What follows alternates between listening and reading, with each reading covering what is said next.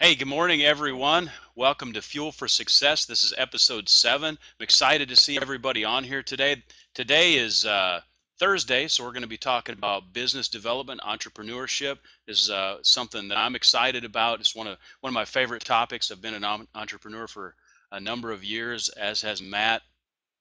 And I'm really looking forward to today's questions. A lot of questions have been coming in, and you know, keep tweeting and texting us those things, emailing questions in, even if you can't be on the show, and we'll answer them. You can watch it live later or watch the recording later. And fuelforsuccess.tv has all the archives on there, so be sure to go there and check that out. And thanks for being here, Matt. Good morning. How are you doing this morning?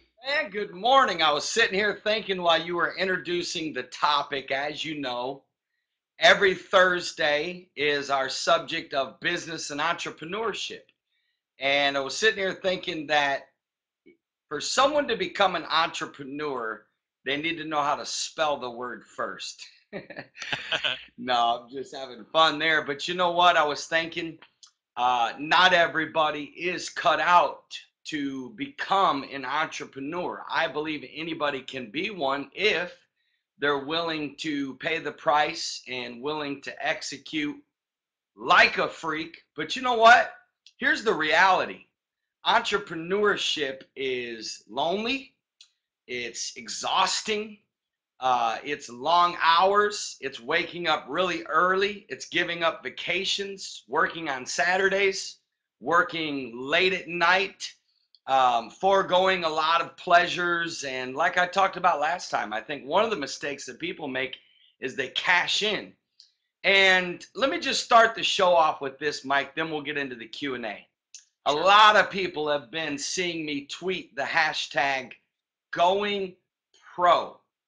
And I had a very sincere person ask me today, if you're a Christian, why do you keep talking about going pro? And first and foremost, let me say this. I appreciate every single person that takes the time to watch these shows. I appreciate people that take time to write me on Twitter, Facebook, Instagram. I make a very conscientious effort to try to return every one of them as much as I can. Let me just address this going pro. I really have been blessed to be around people through my travels in life that are professionals, professional athletes, professional business people, even pastors that we would consider are professional. They're in another league, and or people in the fitness industry, or actors, or celebrities, whatever it may be, or even missionaries, people that succeed at a high level. And you know what I've learned? I was talking to my son about this yesterday because he wants to be a professional baseball player. And let me just say this, my friends, professionals live differently than amateurs or than average people. Their actions are different, their mannerisms, their habits, their attitude, their belief systems, their structure, the type of people that they associate with. And let me tell you right now, going pro should be something that we should do even if you're a Christian, even if you're not going to become an athlete or a TV star or an actress listen, if you're going to become a doctor, you should try to become among the best 5 doctors in the world. If you're going to become a dentist, get in the top 5. Never settle for average. When I tweet going pro, I'm going pro. I'm going pro as an author. I'm going pro as a dad. I'm going pro as a Christian. Even my walk with God, I feel like I should strive to be pro. That, Right. we pay money to go watch pros, my friends. There's a big difference. There's a minor league baseball stadium literally 5 minutes up the road from where I live, and a major league baseball stadium literally like 10 minutes from where I live. And the ticket prices are a whole lot different to go to the minor league game than the professional ball game. And, think about Broadway shows in New York. You pay high dollar to go watch those people because they're professional. But what about the local show in town at the local little theater that they're giving away tickets? So that's what I mean by going pro. And I could really go off on this because I am weary up to here with average. I'm exhausted by average. I cannot even fathom how somebody would live this one short life and settle. That we're so blessed. We get 24 hours a day. God has given us technology. You know, we have so many opportunities. Why would we not strive to be pro? So you feel me on that, Mike? I totally feel that, and I agree. And there's some good comments here. David Tainer from Ohio says going pro means sell out to whatever you're doing with intense passion and commitment. I like that. Um, that's exactly right. It's a David mindset. Tainer is pro. David Tainer is pro. This we're gonna read about he and his wife one day. They're first class people. They take care of me. In fact, I'm going to Columbus this weekend, and they're usually my rides whenever I need something. They've never been late. They're always on top of it. They had a little thing that embraced their iPhone in their car, and I kept saying, "Man, I need one of those." You know, that's cool. Where'd you get it? And like 2 or 3 days later, it was at my house. You know, they sent me one. You know, the other day I had a problem with my Mac, and he immediately called, texted, emailed, "Hey, I want to help you with this." Just a first class guy. David, you're definitely a pro, my friend. Awesome guy. You ever get a chance to Right. meet him, do so. About to Yeah. sneeze. All right. Hey, great to see everybody on here. Carlos, good to see you. Eric Cleveland, want to give you a shout out. I chatted with you yesterday. He's from Pastor down in Marion, Iowa. I'm going to have ribs with him someday soon. Great rib place in Ooh. Cedar Rapids. Oh, amazing I wonder barbecue. how that would work on that must be your cheat day right there. You clearly, yes, my cheat day. Hey, let's jump into a few questions. I've got a few leftover questions, and I also have a question that was texted in. I think it was Going from pro, Jeff Mike, Sandif. is a mentality. It's a Right. spirit. It's something within your soul that never allow. I'll give you an example. My son tried out for a baseball team recently, where the guy that's coaching it played in the major leagues for 17 years. It reminded him of my grandfather because he told the boys, if you're not to practice 15 minutes early, don't come. I mean, he's that like serious about professionals. 15 minutes early. You know, my grandfather, I remember when I got my first job, I'll never forget. I was like, you know, I think I was like 14, 15 years old. And he took me for a walk down the hill, and he stopped as we're walking down the hill, and he looked at me and he said, "I hear you got your first job."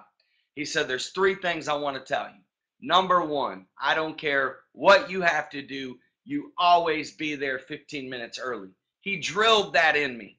And I've been drilling that in my son, the value of trying to be 15 minutes early for every appointment, whatever it may be. You know. So, anyways, I'm on that, Mike. I'm on that going pro, man. Maybe we should just keep going, man. If you're in the flow with it, with questions we can get to. They are rolling in, but Well, let's go to the questions because I want to make sure we take care of the people that have taken time to watch. sure. We've got a few coming in here. Got a boy from Murfreesboro, Tennessee named Tyler. Just drove right through Murfreesboro twice this week. I would have had Starbucks with you, Tyler. It's good. Hey, Carlos is asking a question. Let's just jump to this real quick because it's kind of leapfrogs off our going pro discussion. What are the main areas to focus to become pro? And while you answer Ooh, that, that's a just good to be one. pro, Good I'm to going to get see this sunlight off Carlos. me. Good to see Carlos. Hey, it's okay, buddy. I'm happy the sun is on you because you live in Minnesota and you need sunshine, my friend. I need some vitamin D. What are the main areas to focus to become a professional? I think number one, let's talk about the four most important areas of your life: your spiritual life, your health, your family, and your career, your business, your living. You know, I think that what though you know what the Bible says: whatever your hand finds to do, do it with all your might. Jesus said, if someone asks you to go 1 mile, go 2 miles. It's that spirit of I'm never good is not okay. I'm not happy with good. I'm not happy with anything. I don't want a good sandwich. I don't want a good steak.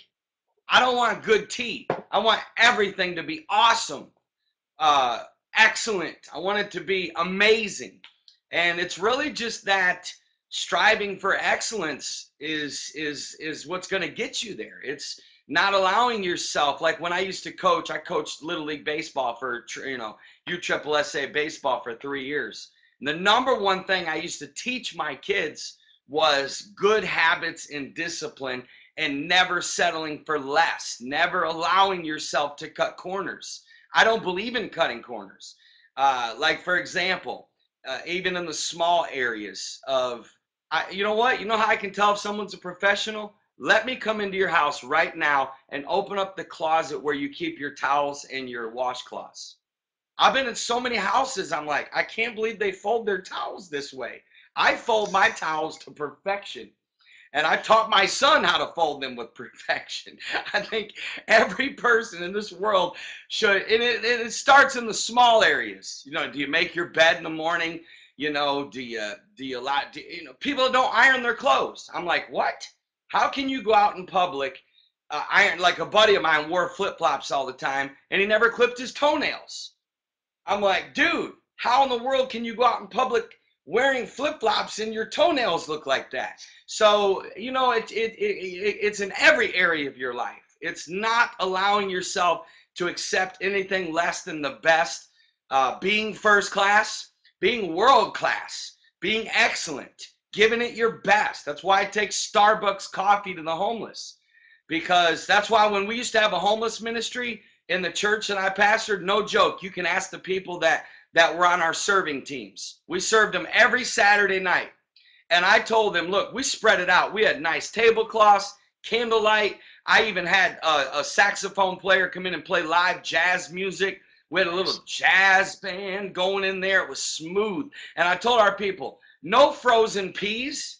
Don't cook them frozen peas or frozen fish sticks. Let's spread it out. We did like banquet. I mean, it was like high class, good class food for the homeless. And I said, look, if a homeless person asks you for hot sauce and we don't have hot sauce, don't tell them we don't have hot sauce. Tell them, yes, absolutely, my pleasure. Just give me a minute. And run to your car, get in it, and go to the grocery store real quick, buy some hot sauce, and bring it back. If they ask for a refill, don't point and say it's over here. Go get them a refill. I'm all about that type of stuff. I've done an exhaustive study about Disney World. Disney World is fascinating.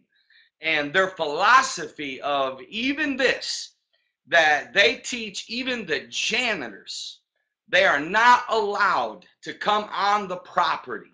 If they are not allowed to be on Disney World's property and be in a bad mood. They're not allowed to frown. They're not allowed to look frustrated, because they believe everybody, everywhere, at all times. I tell you what, if you want a good experience of going pro, go to Disney World, go to the Ritz-Carlton, go to some of these companies, just go stand in Apple for an hour. Just go stand there for an hour and just watch. It'll blow your mind how pro they are. I like that. So, to sort of sum up that, I'll call it a rant. It's about details, about execution, and then really it's about a mindset, right? So, and there's typically a process in place. If you look at Disney World, you look at Starbucks, you look at Apple, Ritz-Carlton, they have processes in place. One of the things I think even dudes that date, I'm shocked at the quality of dates that most guys plan. I'm shocked. And if you have a daughter and your daughter comes home and tells you about the date and it's average, that relationship has to stop immediately. There is no sense in a man taking a girl on an average date. Totally agree. And I'm not talking, hey, if your budget calls for a McDonald's date, cool with that. But make it awesome, my friends. Plan that thing out. But these guys that date girls and they say, hey, what do you want to do? I don't know. Maybe that's for tomorrow on relationships. That might be. I'll talk about the Dairy Queen episode here at home. Got a lot of questions rolling in. Should never be average. Not as a dad, not as a husband, not as a Christian, not as an employee. We should never accept average. That's what I'm saying. Now, the climb to excellence is a long climb, because on your way to excellence, you're still going to be average as you grow into excellence. Like, I still look at my life And I'm mad at myself at how average I am in some areas. But I'm going pro. I'll get there. I'm climbing to excellence. You're climbing to excellence, Mike. People on this show are climbing to excellence. It is hard, and you got to remember not to get frustrated. If everything doesn't happen all at once, it takes time to develop those processes and those habits. But you keep executing, and you keep getting better. Look for progress. Look for a climb. Exactly.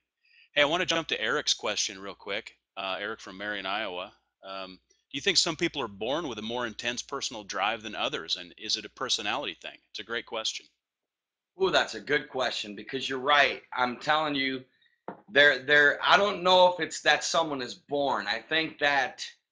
I believe that there's a couple of factors that play. I believe that there is no replacement for hunger and passion. When the game is on the line and there's a sense of desperation and survival, then that's gonna create within you a drive to want to be better or to succeed. It all depends on a person's mind, how they were groomed. Did they have good parents, or did they have a mentor in their life? Let's say you had horrible parents, but thank God you had a mentor that helped condition your mind right. So many people are driven by different things. I tell my son all the time, some people are motivated by pain, some people are motivated by pleasure, some people are driven by both. I'm driven by both. Pain drives me. There's a saying that sometimes you got to get within your soul, and it's a saying that goes like this: never again. Period. Those two words right there, you need to get in your mind so deep and say to yourself, never again. Let's say you had a financial failure. Let's say your house foreclosed, or you had a repo, or your lights got shut off, or something bad happened. You went broke. You lost your business. You failed. Maybe somebody embezzled money in your company and you weren't on top of the finances like you should. That pain should drive you to a never again mentality. Not that you hold a grudge, not that you're bitter, because I don't believe in that, but that your spirit says, okay, lesson learned, this pain is going to drive me to make sure I never experience this embarrassment again. Let's say, for example, my son, he had a situation where he went into a slump in baseball. And the reason he went into a slump was because he stopped working. And when he experienced this embarrassment or this failure, it drove him to a never again mentality that never again will I allow this to happen. So it depends, Eric. Not necessarily do I believe people are born. I believe people are born into better opportunities. For example, I believe my son, he's got a two-edged sword in his life. It's a blessing and a curse. I've so guided him and trained him and prepared him that I honestly believe whatever he wanted to do, he's going to get to the top in the top five. I really believe that because I've literally practically brainwashed him into these philosophies and habits and patterns. Could be a curse because he doesn't have the same hunger that I have, because I literally had to claw, scratch, fight, dig, bleed, sweat for everything I have. He necessarily won't have to because I've set him up a whole lot better than what perhaps my father set me up for. So a lot of that plays into it, but no matter what, my friends, never allow yourself to make excuse. Let's say right now you're a couch potato. Let's suppose you're lazy. Let's say you're always late to work. Let's say you just got fired. Let's say your first 3 businesses failed. As long as you're willing to sacrifice a life of playing to your ego is going to destroy you. I'm going to shoot you straight. I've had many failures. I'm disappointed in myself at the way that my ego got ahead of me at times. At times, some of my biggest problems came because of my ego or because of a lack of maturity.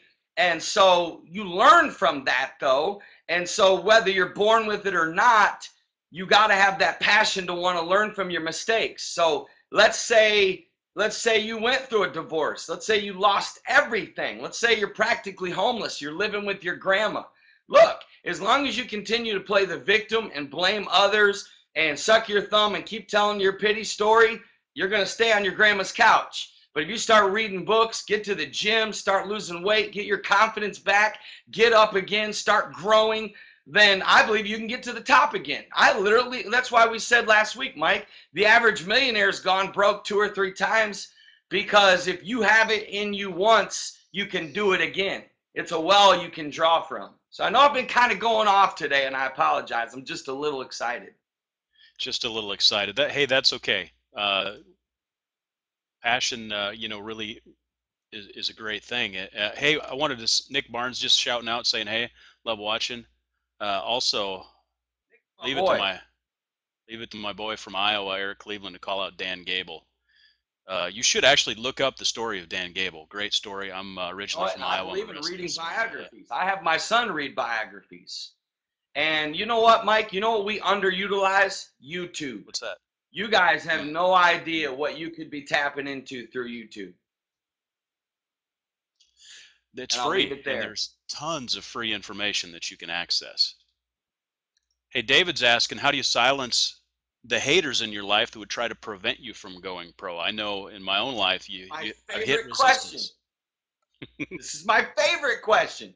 It's my favorite question. Haters, the worst thing that can happen to me is haters and if my haters really hate me, they're better off staying silent, because for me, it doesn't discourage me. It doesn't make me cry. It doesn't hurt my feelings. It's literally like pouring gasoline on the fire for me. Haters fuel me to even succeed more. That's just how I'm driven. So what you do, David, is that's how quick you get over it, my friend. The haters are going to hate. What's a barking dog to a moving freight chain, baby? You know what you got to do? You got to outlive it. No, let me say this, because I come across a little cocky sometimes, and I am by nature, I'll be honest. Maybe, I come across a little, maybe just, and there is an element of confidence you have to get to. But let me say this. I really believe in staying humble, and part of humility is not giving in to your haters. It's a quiet confidence that you get that Rocky mentality when you're up at 5 o'clock in the morning and you know everybody's betting against you and they have no idea how hard you're working behind closed doors. And then one day they wake up and here you are. So here's the best revenge for your critics. The best revenge is success. You know how you silence your haters? Here's how you silence your haters, my friends. You succeed to such a level. You blow them out of the water. You leave them on the couch still explaining why it can't be done while you've already been doing it for years and you're enjoying doing it. And guess what? It doesn't matter. It doesn't matter. Other people's opinion does not affect your reality. Listen, at the end of the day, my friend, you live this life one time. All that matters is God, your family, your close friends, and your priorities. That's it. I've got haters. Jesus had haters. There's no way you can have high level success and not have haters, because here's what happens. Rather than people stepping up to your level and making a commitment or paying the price, they try to tear you down to their level to make you feel better. Let me say this. Always know this. Last thing I'm going to say. Listen to people. People that are always talking bad about others, they're not winners. They're not professional. They're not going to get it done. Listen, I don't have time to talk about other people. People like, one day this guy come up to me and he said, something about, he heard that I had said something about him. And I said, bro, I got to be honest with you. No offense. I haven't thought about you in literally probably a year, much less had the time to say something about you. So in other words, you can't get caught up in that, David. You literally, you got to shake your haters' hands, smile at them, stay humble, keep doing your thing. Walk the walk, man. The walking will do the talking. The action will do the fruit. No, you know what Lee Stone King told me? Last thing I'm gonna say. Lee Stone, I'll never forget. I was going through a lot of criticism. I was going through a lot of stuff.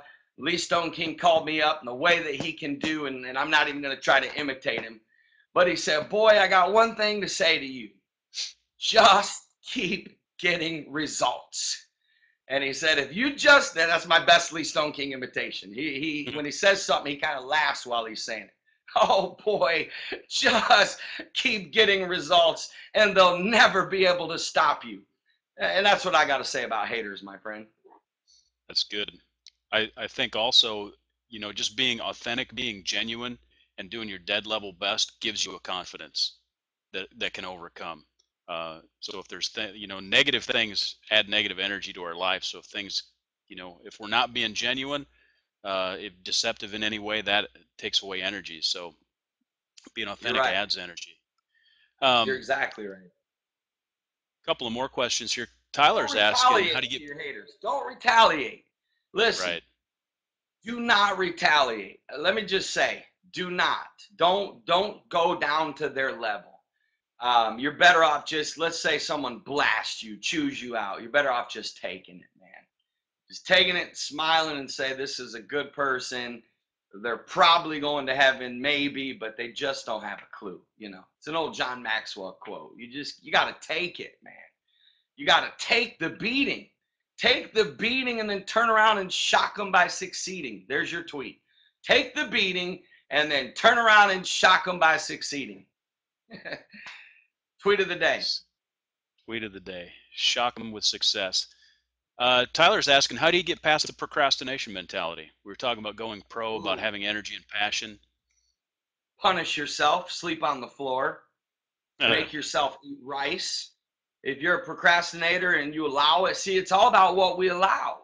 And I believe, and I've set this up with my son, I believe in rewards and consequences. I really do. And if you make yourself experience a consequence for not hitting a goal or being a procrastinator, then you're less likely to procrastinate. There's no other way to beat it except you got to have a get it done now mentality. One of the reasons people procrastinate is because they don't have a do it now mentality. I believe in living with a do it now mentality. It's all about doing it and doing it and doing it, my friends, and then doing it. You got to do it, and then you got to do it, and then you got to do it. So it's about just rolling up those sleeves and saying, it's time to work. I'm getting this done.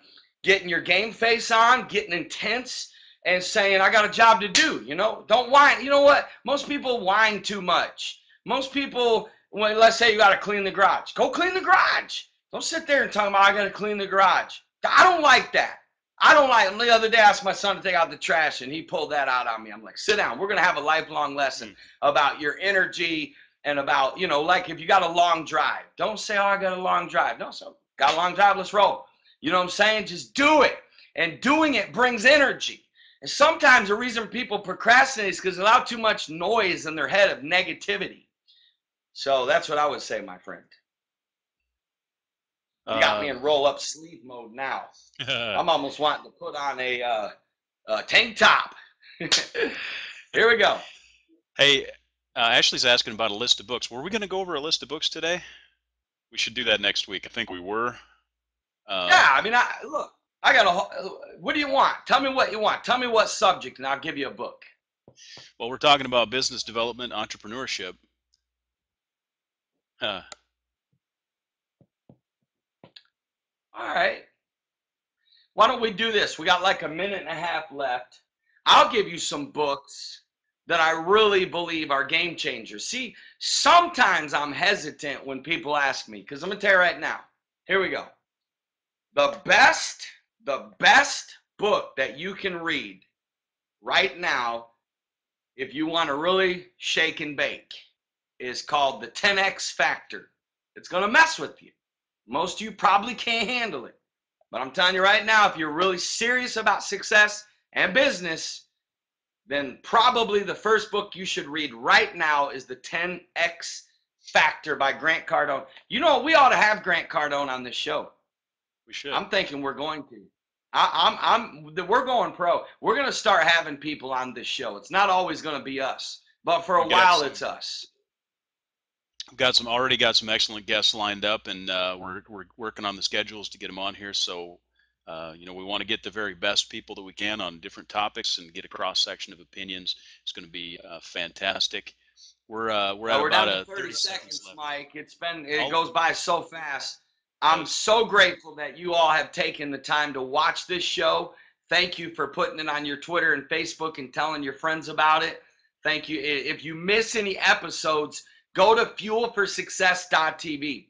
Fuel for success.tv. You can watch any episode. You can share ones with your friends. Email the link to a friend if they're going through something. The one we did on health and juicing this week will be so beneficial for someone that needs to heal from sickness or lose weight. But anyways, we're out of time. It's been fun. Tomorrow, we're going to be talking about family and relationships. So we're looking forward to that topic tomorrow. It's going to be fun.